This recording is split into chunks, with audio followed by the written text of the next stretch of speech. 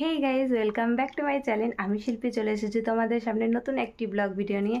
তোমরা সবাই কেমন আছো? আশা করছি ভালো আছো। আমিও ভীষণ ভালো আছি। তো আমি আজ যাচ্ছি তাজপুর আশ্রমে, প্রোগ্রাম হচ্ছে, সেই প্রোগ্রাম দেখতে। তো ভাবলাম তোমাদের সাথেও শেয়ার করি।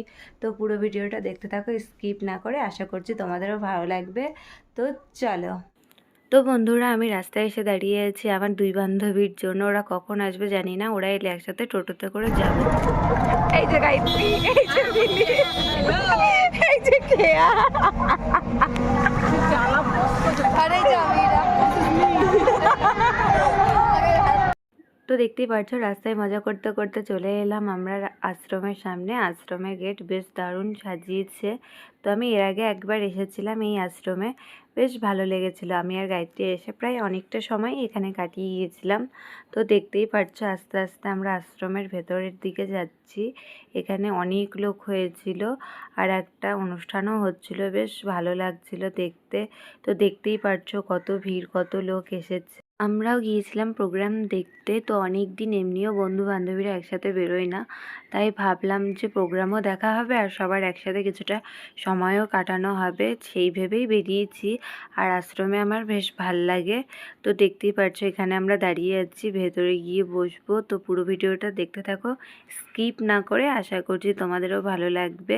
তো দেখতেই পাচ্ছ প্রোগ্রাম ওখানে হচ্ছে। আমরা এমন একটা জায়গাতে বসেছিলাম যে যজ্ঞের কাঠের জন্য সেভাবে কিছুই দেখতে পাচ্ছিলাম না। যারা যারা এখনও আমার চ্যানেলটি সাবস্ক্রাইব করনি, তারা গিয়ে প্লিজ আমার চ্যানেলটি সাবস্ক্রাইব করে দাও। আমার পাশে থেকো, আমার সাথে থেকো, আমাকে সাপোর্ট করো ভিডিও করার জন্য। তো দেখো, তোমাদের সাথে যতটা পারলাম শেয়ার করার চেষ্টা করছি। কতটা কি বুঝতে পারবে আমিও জানি না, কারণ আমিও খুব একটা দেখতে পাচ্ছিলাম না, কারণ ওই কাঠগুলোর জন্য সত্যিই সেরকম কিচ্ছু দেখা যাচ্ছিল না।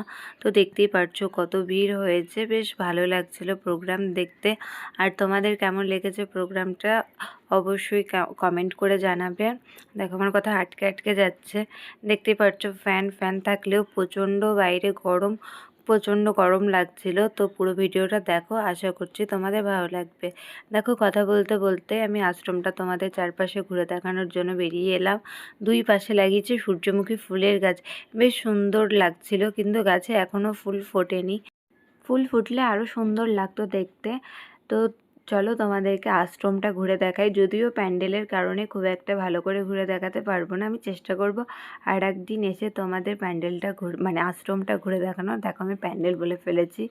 যাই হোক, তো দেখতেই পাচ্ছ আশ্রমটা বেশ সুন্দর, শান্ত নিরিবিলি এক জায়গাতে আশ্রম। তো দেখতেই পাচ্ছ আমি আর মিলি আশ্রম ঘুরে চলে এলাম। তো এবার চলো তোমাদের সাথে ঘুরে গিয়ে দেখাবো। গায়ত্রীকে দিয়েছিলাম ক্যামেরা ধরতে, ও ধরে দাঁড়িয়েছিল। ওদের বললাম যাওয়ার কথা, ওরা গেল না।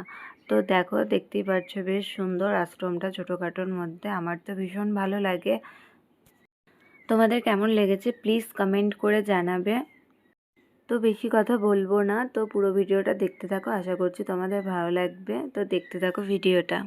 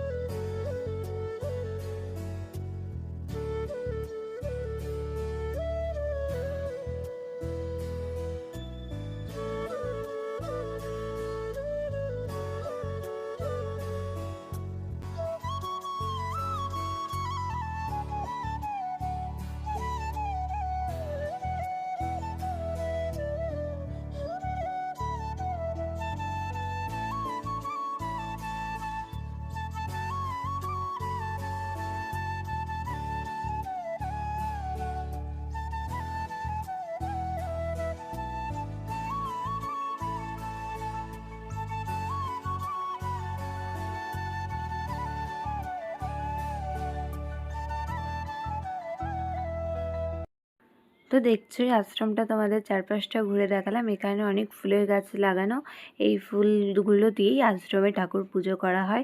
যে মন্দিরটা দেখালাম ওটা হলো রাম মন্দির, তার পাশে আছে রাধা গোবিন্দ মন্দির। ওই মন্দিরটার ঠাকুর দেখাতে পারলাম না এই কারণেই যে ওখানে প্রোগ্রাম হচ্ছে সেই জন্য। তো দেখতেই পাচ্ছ আমরা বেরিয়ে যাচ্ছি, প্রোগ্রাম দেখা আমাদের কমপ্লিট।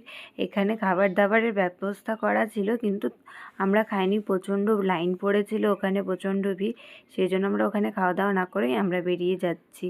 দেখতেই পাচ্ছ আমরা টোটোতে করে বাড়ি ফিরছি। বেশ অনেক মজা হলো, অনেক দিন পর সবার সাথে দেখা হলো, কথা হলো, বেশ হই হই করে কিছুটা সময় পার হয়ে গেল। তো আমার ভিডিও কেমন লেগেছে তোমরা প্লিজ কমেন্ট করে জানাবে। তো পুরো ভিডিওটা দেখো, আশা করছি ভালো লাগে। দেখো কথা বলতে বলতে চলে এসেছি আমরা খেতে, ওখানে কিছু খাইনি তাই বিরিয়ানি খাচ্ছি। আবার দেখা হবে নেক্সট ব্লগে।